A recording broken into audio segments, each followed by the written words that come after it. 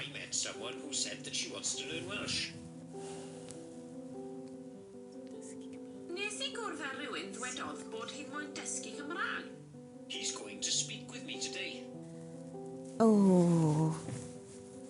So what's distracting me is how I still haven't quite grasped the tenses, and that's, I'm trying not to be irritated by that, but I'm distracted by it. And that's kind of fascinating, because the thing that's tripping you up at the moment isn't about the tenses, it's about saying he did something, or he is something, or he wants to do something. It's the use of the he there that's currently tripping you up.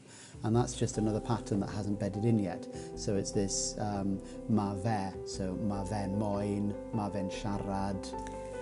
Yeah. And that just hasn't, you know, it's still on this journey and it hasn't bedded in. So whenever it's beginning with he, your brain is going, not quite ready on that.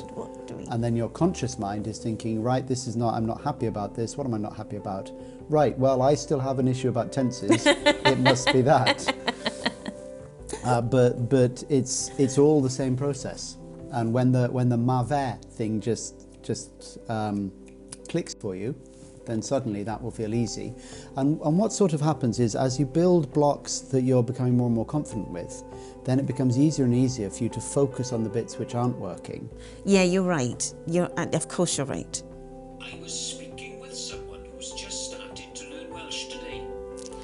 O'n i'n siarad gyda rhywun sy'n newydd ddechrau dysgu Gymraeg heddiw.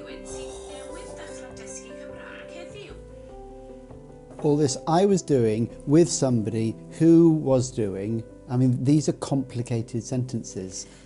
We go up to sort of 4 levels in terms of I was with somebody who was, which was. Is as brutal as it gets. And you're getting ones with 3 levels in just over and over and over, which is just so good. I've got to find out a way for people to be able to understand how well they're doing without me having to tell them there must be a solution to it.